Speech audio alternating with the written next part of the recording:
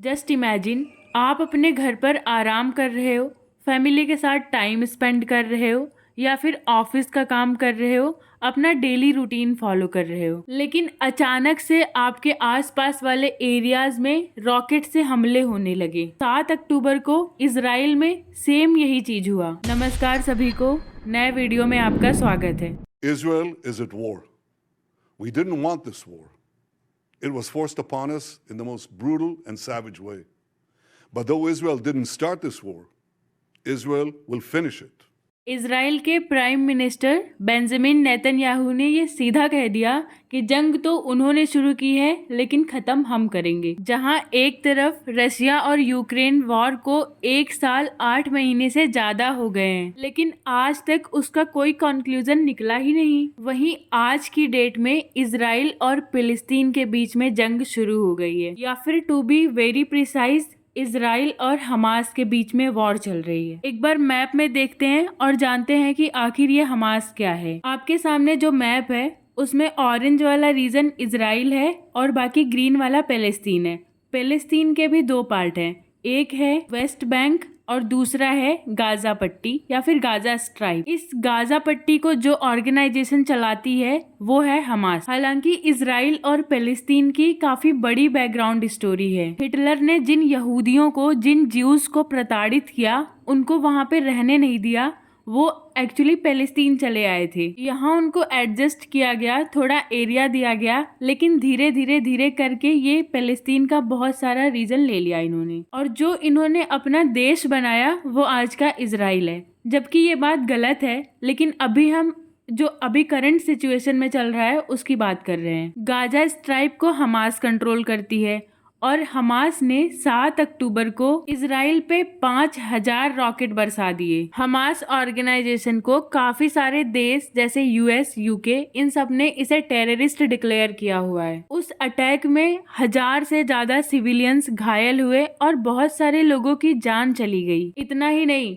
Hamas के लोग border को क्रॉस करके कुछ मोटर बोट से, कुछ पैराग्लाइडिंग से और कुछ जमीन के रास्ते इजराइल में घुस आए, और इजराइल के सदर्न पार्ट से इन लोगों ने बहुत सारे लोगों को हॉस्टेज बना लिया। हमास ने जिन लोगों को बंदी बनाया उसमें कई सारे बच्चे हैं, महिलाएं हैं, इवन इजराइल के कुछ मिलिट्री वालों को भी बंदी बना लिया गया है। उनको इस कदर टॉर्चर किया जा रहा है और वीडियोस रिलीज की जा रही हैं कि किसी का भी दिल जो है वहां पे पिघल जाएगा। इन सारे इंसिडेंट से सवाल उठता है, क्या इंसानियत खत्म हो रही है? हमास ने ये मांग की है कि इजराइल पहले पैलेस्तीन के लोगों को जेल से छोड़े। इजराइल एक चीज के लिए फेमस था, अपने सिक्योरिटी के, लेकिन जब उस पर 5000 रॉकेट बरसाए गए तो वहां का फेमस आयरन डोम भी काम नहीं कर पाया। 20 मिनट में 5000 रॉकेट छोड़े गए। आयरन डोम का एक्चुअली काम क्या होता है कि अगर कोई रॉकेट उनके इन्वायरमेंट में आता है तो उसको जमीन पे नहीं गिरने देता है, वहीं ऊपर उसे डिस्ट्रॉय कर देता है। लेकिन इस केस में उस पे काफी लोड पड़ गया। इजराइल दूसरी चीज के लिए जो फेमस है वो है मोसाद, इनकी इंटेलिजेंस एजेंसी। इनके लोग अपनी आइडेंटिटी बदल के दूसरे लोगों में शामिल हो जाते हैं और फिर ये काफी शातिर अंदाज से काम करते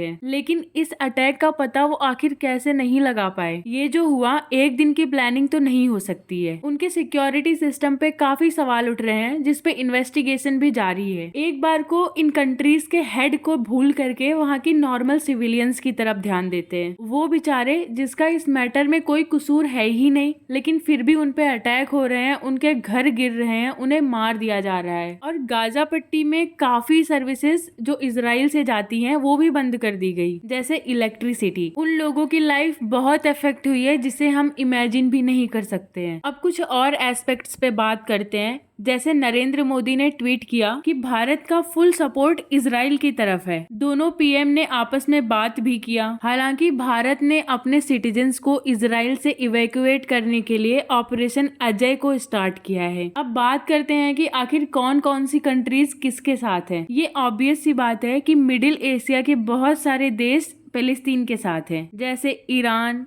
इराक, सऊदी अरबिया, कतर। और जो देश इजराइल के साथ है उनमें से है Bharat, USA, European union, Australia, France, Germany, America ने तो इजराइल के लिए अपनी वॉरशिप भी भेज दी है, जबकि वो इजराइल के टेरिटरी में नहीं आया है। हाँ, लेकिन ये तो दिखाता है कि अमेरिका इजराइल के साथ है, ताकि अगर और दूसरी कंट्रीज ये सोचती भी हैं इस वॉर में फिलिस्तीन का साथ देने के लिए या इसको ज्वाइन करने के लिए, तो वो ये जरूर देख लें कि इजराइल के पीछे यूएस खड़ा है। तो ये तो बात हो गई करंट सिनेरियो की, लेकिन एक बार आप अपने दिमाग से सोचो कि जहाँ पे हम इतने पैसे खर्चा कर रहे हैं इंफ्रास्ट्रक्चर बनाने में, वहीं पे इन सारे लड़ाइयों के बीच में एक रॉकेट डिस्ट्रॉय कर दे रहा है कितने लाखों करोड़ों की प्रॉपर्टीज को। क्या किसी भी चीज का सॉल्यूशन जंग है? जब वॉर होता है तो सिर्फ डिस्ट्रक्शन ही डिस्ट्रक्शन होती है। इतना तो हम रशिया और यूक्रेन के बीच के वॉर को देख चुके हैं। और सबसे बड़ी विडंबना ये है कि जो नॉर्मल लोग सरवाइव करते हैं उनका सर्वाइवल खतरे में आ जाता है। खतरे में क्या, उनकी जान चली जाती है। फिलहाल तो इजराइल ने ये बोल दिया है कि जंग तो हमास ने स्टार्ट की है, लेकिन खत्म हम करेंगे। अब आगे देखते हैं कि इसमें होता क्या है। तो thank you for watching the video guys and stay connected.